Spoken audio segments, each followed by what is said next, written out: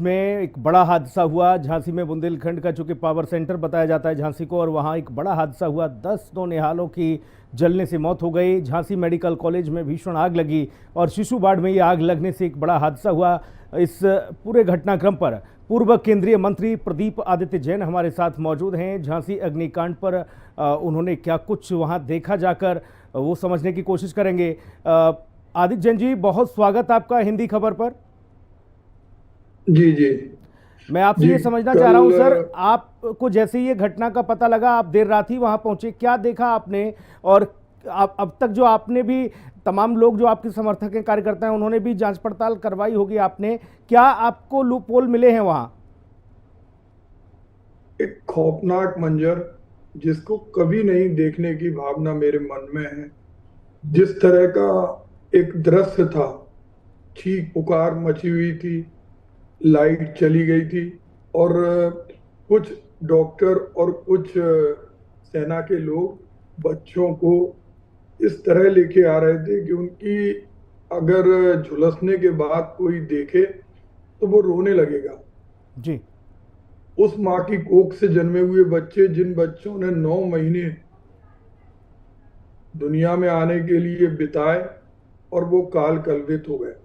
और मैं ये कहूंगा, ये दुर्घटना नहीं, ये हत्या है। जी। क्योंकि जब सेफ्टी इक्विपमेंट लगे हैं, अगर आग लगी थी तो वो क्यों नहीं बजे? हम्म। क्यों मॉक ड्रिल के अंदर उसको क्लीन चिट दे दी गई? हम्म। क्यों इस तरह के वार्ड के अंदर ज्यादा बच्चों को एडमिट किया गया? हम्म। सेफ्टी के लिए तत्काल हर छोटे से छोटे नर्सिंग होम में, घरों के अंदर फायर सिस्टम इतना इम्प्रूव होता है कि अगर आग लग जाए, कोई कैजुअलिटी हो, तो तत्काल उसको बुझा दिया जाए। जी। लेकिन जो स्थिति थी, उस स्थिति में ईश्वर की कृपा थी। कुछ डॉक्टर और कुछ स्टाफ के लोग और सेना के लोगों ने बहुत सारे बच्चों को बचा लिया। लेकिन आज भी वहां धरना चल रहा है मेडिकल कॉलेज के बाहर। हम्म। बहुत सारे परिजन ऐसे हैं जिनके बच्चे अभी नहीं मिल रहे। हम्म। ना उनकी गिनती इलाज कराने वालों में है, हम्म। ना मृतकों में है। हम्म। तो प्रशासन को फोटो खिंचाने का, क्लीन चिट देने का और दौरों का सिलसिला बंद कर देना चाहिए। इस अब पूरे जो बार घटनाक्रम बार पर अगर मुख्यमंत्री जी वहां जा रहे। जी प्रदीप सर, आपसे ये जी समझना चाहूंगा, इस पूरे घटनाक्रम पर एक तस्वीर जो थी वो कहीं ना कहीं विचलित कर देने वाली थी कि देखिए वहाँ पूरा वार्ड जलकर राख हो गया। बच्चे नौनिहाल जो कांच में रखे हुए थे वो भी जल गए उसी में। लेकिन उन्हें वहाँ से निकालने के लिए, बचाव के लिए, दोनों जो रास्ते थे, जो आगे और पीछे के रास्ते बताए जा रहे हैं, वो नहीं ओपन हुए, वो नहीं खुले। खिड़की तोड़कर, उनका कांच तोड़कर वहां से तीमारदारों ने अपने बच्चों और दूसरे के बच्चों को बचाया। जी जी। आप देखिए, पूरे मेडिकल कॉलेज को जब मैं मंत्री था, गुलाम नबी आजाद को लेके गया और एम्स के स्टेटस का सुपर स्पेशलिटी अप्रूव कराया था और हम्म। सब में प्रोविजन था। लेकिन अब मैं देखता हूँ वहां कैंसर के कोवोल्ट मशीन, कोरोना के समय वो चोरी चली गई। उसका सोर्स ठीक होना था, लेकिन वो चोरी चली गई। नई बिल्डिंग में पानी चूता है, 3-3 फुट पानी भर गया। और अब आग के लिए जिन दरवाजों का नक्शा पास करते समय, पैसा खर्च करते समय बनाया गया था, वो दरवाजे नहीं मिले। तो हम्म। ये घोर लापरवाही है। और इस लापरवाही के लिए प्रदेश सरकार जिम्मेदार है, क्योंकि प्रदेश के लोग जिस समय निर्माण होता है, जिस हम्म। तरह इसकी निगरानी होती है, उस समय आते हैं। स्थानीय स्तर पर किसी के ऊपर ठीकरा फोड़ना एक जी। बहुत छोटी चीज होगी।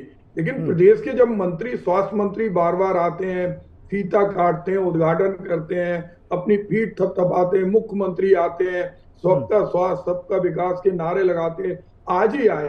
लेकिन मुख्यमंत्री जी ने नहीं सोचा कि हम्म। किसी पीड़ित के घर पे जाएं, हम्म। उन महिलाओं से मिलें जिनके बच्चे आज भी लापता हैं। हम्म। तो कहीं ना कहीं ये सरकार सामलिया घेरे में है। हम्म। क्योंकि इसके पहले दिल्ली में भी घटना हुई, इसके हम्म। पहले मेडिकल कॉलेज में लेकिन एक बार प्रदीप जी, पहले भी सरकार तो इसी तरह दुहाई की देती है, वो कहती है कि देखिए सरकारी अस्पताल सब चकाचक हैं। और इस घटना को लेकर जब आप लोग सवाल उठाते हैं तो कहा जाता है कि जांच हो रही है, कमेटी गठित कर दी है। देखिए, आपके सामने है, अगर इसको चकाचक मानते हो, नवजात बच्चों की मौत को तो इसको वो चकाचक कह सकते हैं, उनकी डिक्शनरी में ये शब्द हो सकता है। लेकिन मैं ये कहूंगा कि जो बच्चे बचे हुए हैं उन बच्चों को इन्फेक्शन नहीं होना चाहिए। नवजात शिशु में इतनी जल्दी कोई भी इन्फेक्शन हो सकता है, हम सब लोग जानते हैं। और मेडिकल कॉलेज की जगह जो बर्न यूनिट सफदरजंग की है वहां पर उनको भेजना चाहिए, नहीं तो ये संख्या तेजी से बढ़ेगी। आज भी 4-5 बच्चों के गार्जियन मेडिकल कॉलेज के बाहर धरने पे बैठे हैं, उन्हें सांत्वना देने की बजाय उनको डराया जा रहा है। आपकी अधिकारियों से बात हुई, बच्चा जिम्मेदारों से जो वहां पर लगातार देखिए जिम्मेदारी निभा रहे थे, कैसी जिम्मेदारी थी वो तो वो जाने, लेकिन अभी फिलहाल जो घटना के बाद आपकी उन लोगों से बातचीत हुई, क्या उन्होंने दलीलें दी हैं? मेरी सारे लोगों से बातचीत हुई और मैंने उनसे यही आग्रह किया कि अभी सबसे पहले जो पीड़ित परिवार हैं उनको सांत्वना मिले, और जो बचे हुए बच्चे हैं और जो दोषी हैं, हमारा कहना ये भी है कि उनको हमारे प्रधानमंत्री को पुरस्कार देना चाहिए, जिन्होंने कांट तोड़ के झांसी की रानी लक्ष्मीबाई, झलकारी बाई, गुलाम घोष खां का नाम गौरवान्वित किया, उनको राष्ट्रपति सम्मान मिले। लेकिन उन पर अपराध तय होना चाहिए जिन्होंने मानकों के विपरीत निर्माण कराया, और निर्माण कराने के अलावा वर्तमान में जो सेफ्टी इक्विपमेंट है उनकी जांच के समय उन्होंने क्लीन चिट दी। क्या कारण है? आज हम देखते थे वहां पोस्टमार्टम हाउस के अंदर हमें धरने पे बैठना पड़ा, वहां जानवर सबों को खा जाते थे, कभी न्योला आ जाता था, कभी चूहे आ जाते थे, किसी की आंख निकाल के ले गए, हमें मजबूरी से धरने पे बैठना पड़ा।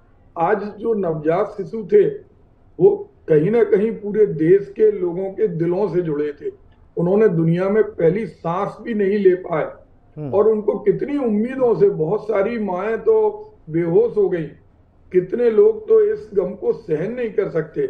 ऐसे में प्रशासन का रुख होना चाहिए कि एक एक घर में जाके उन्हें सांत्वना दें, और उनको जिस तरह का एक स्थिति है, बुंदेलखंड एक पिछड़ा हुआ क्षेत्र है, किसी के यहाँ 10 साल बाद डिलीवरी हुई, किसी के यहाँ पहली बार कोई डिलीवरी हुई, वो भरपाई नहीं हो सकती। सर कई सारे तो सवाल खड़े हो जाते हैं, और देखिए आप लोग भी लगातार, चूंकि विपक्ष के नाते आप लोग भी सवाल खड़े कर ही रहे हैं, लेकिन देखिए झांसी का जो मेडिकल कॉलेज है वो पूरे बुंदेलखंड का, आप भी जानते हैं कि पावर सेंटर है, पावर हब है, वो छोटे मोटे जिलों में शुमार नहीं है। अगर दृष्टिकोण से देखा जाए तो झांसी अपने आप में ही बुंदेलखंड की एक तरह से राजधानी के तौर पर है, और आज अगर मेडिकल कॉलेज की ये स्थिति है तो बाकी ज़िलों का अनुमान लगाया जा सकता है सर।